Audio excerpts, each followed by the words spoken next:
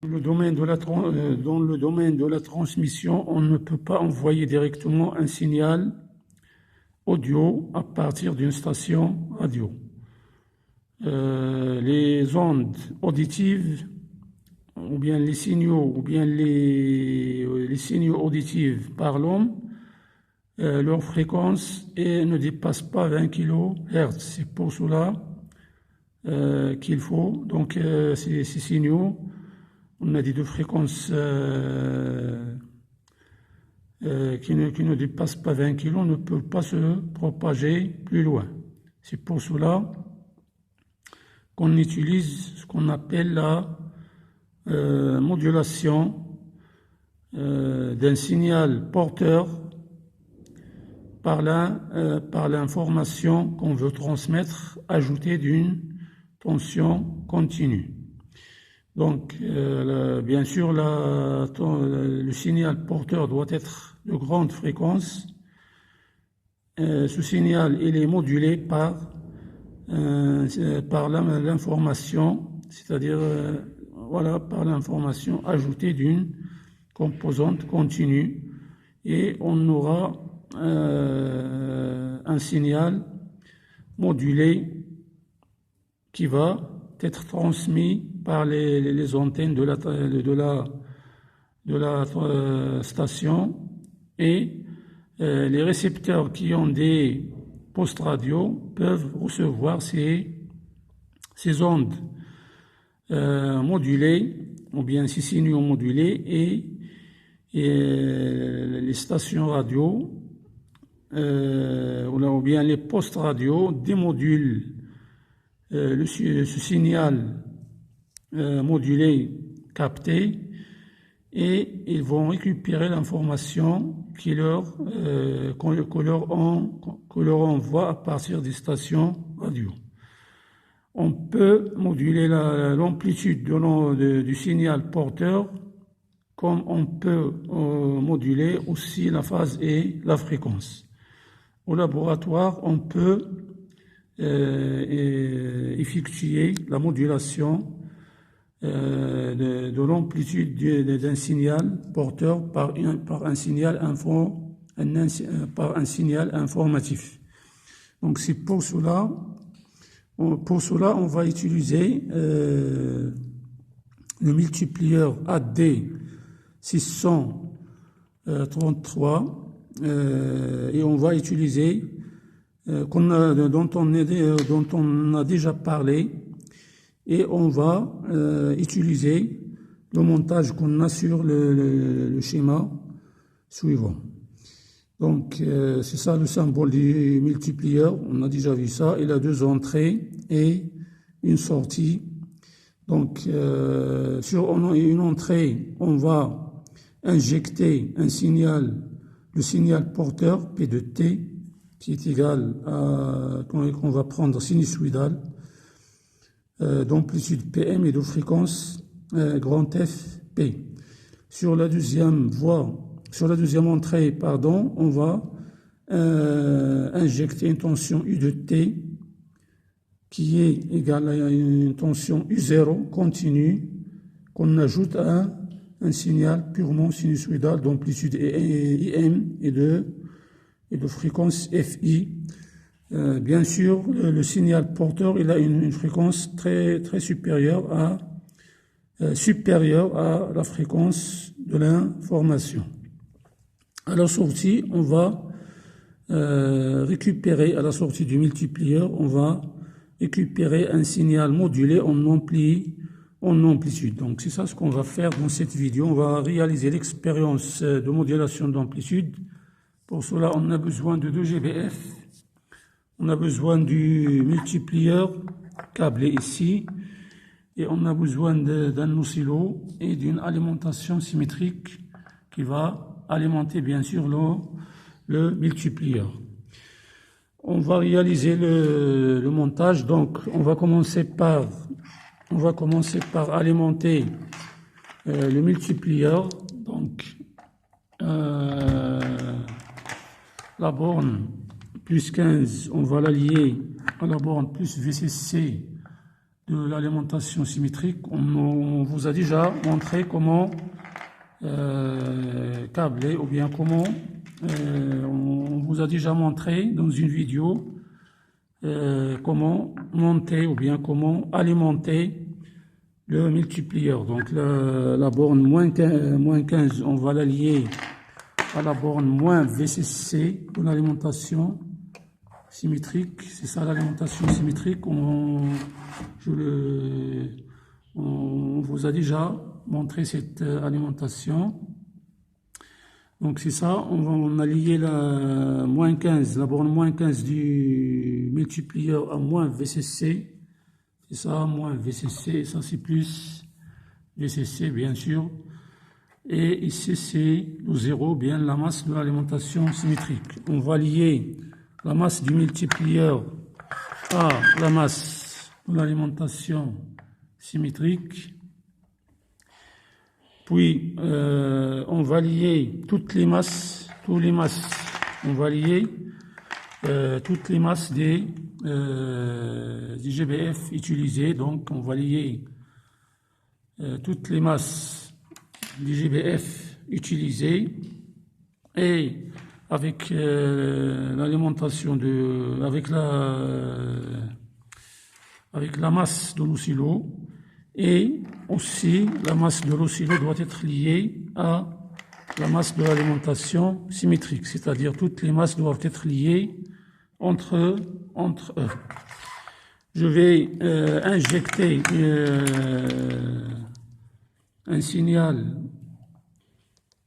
sur l'entrée GBF1, soit la porteuse ou bien la tension U de T, qui comporte l'information.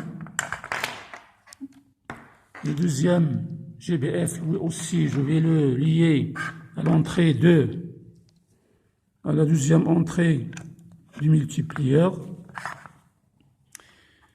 Puis, je dois lier les masses des deux GBF, je dois les lier entre eux. Et je vais lier la sortie du multiplieur à la deuxième voie de l'oscillo, ou bien la voie Y de l'oscillo. Puis, je vais utiliser deux fils pour visualiser les tensions que je vais injecter aux deux entrées du multiplieur. Je dois utiliser ici deux fils, l'un sur la borne plus du premier GBF et la deuxième sur la borne plus du deuxième GBF. Donc pour régler les tensions que je vais injecté à l'entrée du multiplieur. Donc, je vais commencer par délivrer une tension de grande fréquence, je vais l'appeler porteuse, sur la première voie de l'oscillo. Donc, je vais allumer la première fois, au début, il faut allumer l'alimentation symétrique, puis les deux GBF. Donc, du premier GBF, je vais délivrer la porteuse, c'est-à-dire la tension de grande fréquence. Voilà, c'est ça la tension de grande fréquence. Sa fréquence, c'est 10 kHz. 10 kHz, on peut prendre jusqu'à 100 kHz. Voilà, c'est 100 kHz. Et du deuxième GBF, je vais délivrer un signal de basse fréquence, par exemple de 200 Hz. C'est un signal de 200 Hz. Un signal, au début, je vais prendre un signal carré positif.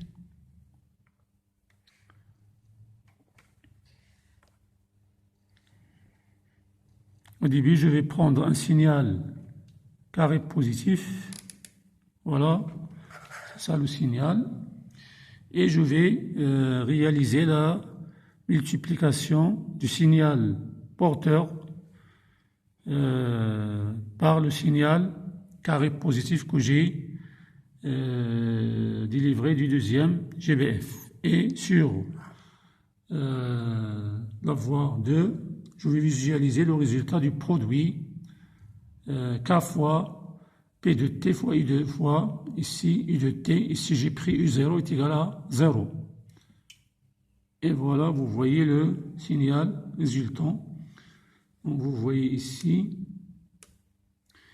lorsque en mode alt, si vous voulez, c'est ça la tension du deuxième GBF, la tension de basse fréquence carré positif.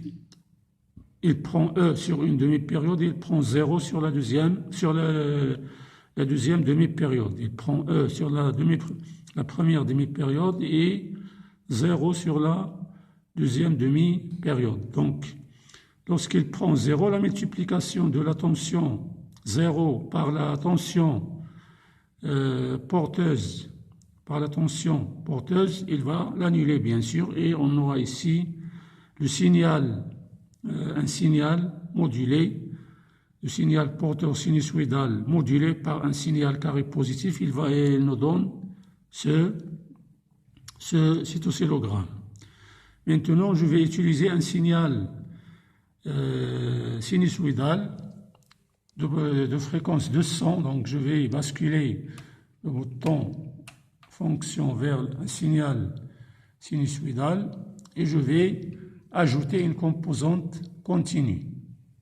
Donc je vais prendre une composante continue, de valeur, je vais prendre ici 5,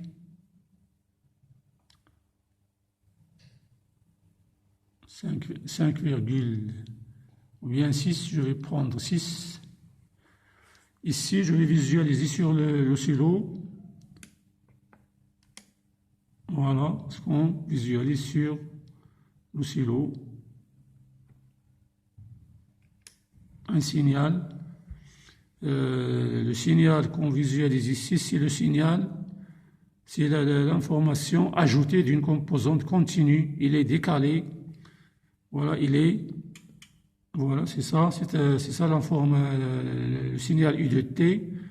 C'est l'information qui est le signal purement sinusoïdal ajouté d'une composante continue.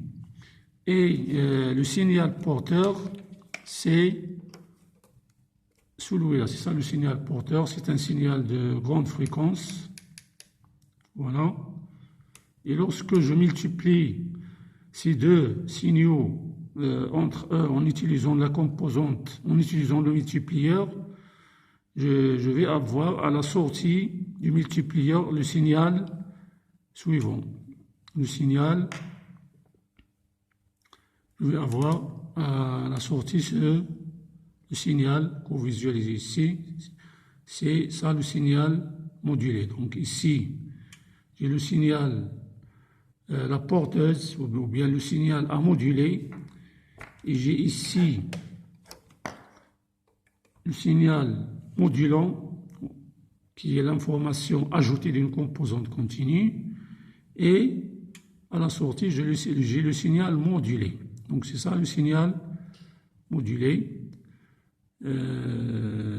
Au mode XY, je vais visualiser ce qu'on appelle un trapèze. Donc c'est une bonne modulation. J'ai ici une bonne modulation. Quand est-ce qu'on a une bonne modulation? Lorsqu'on a l'amplitude, lorsqu'on a ici IM, lorsqu'on a M est égal à IM sur U0, c'est-à-dire l'amplitude de l'information sur U0 lorsqu'il est supérieur à 1, ou bien lorsqu'il est inférieur à 1, on a une bonne en bonne modulation. Lorsque M, qui est l'amplitude de l'information sur la composante I0 qu'on lui ajoute, lorsque ce rapport qui est le taux de modulation, M, il est inférieur à 1, on a une bonne modulation. Pourquoi on a une bonne modulation? Parce que, bien sûr, une modulation est bonne lorsqu'on peut récupérer notre information qui a modulé le signal porteur. Ici, on ne peut pas récupérer notre information par démodulation. La modulation n'est pas bonne. Donc, si IM est égal à I0, maintenant on va prendre IM est égal à I0 et on va visualiser ce qu'on aura. Donc, je vais diminuer ici I0 de telle façon à avoir M est égal à 1. Donc, voilà, dans ce cas, j'ai cet oscillogramme. J'ai l'oscillogramme suivant. Donc, dans ce cas, on a I0 est égal à IM. Ici, je prends IM supérieur à I0. Qu'est-ce que j'aurai?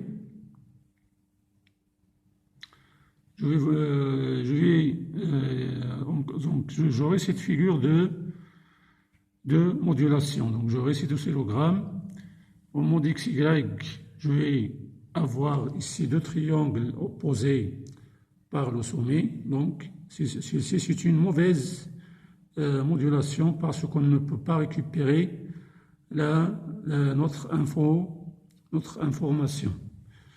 Je vais revenir sur le cas où M est égal à 1 et je vais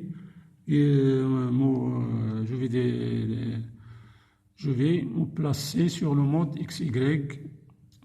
Donc, je vois sur l'oscillo un triangle isocèle. Donc, je vais revenir sur la bonne modulation, c'est-à-dire lorsque je prends IM sur U0 inférieur à 1 ou bien IM inférieur à U0, dans ce cas, c'est ça la bonne modulation. Et c'est la modulation qui nous permet de récupérer notre information. Vous voyez ici que la variation de l'amplitude, elle est équivalente aux variations du signal modulo. Donc c'est ça la modulation d'amplitude. À la prochaine vidéo, Inch'Allah, je vais parler de la démodulation d'un signal modulé.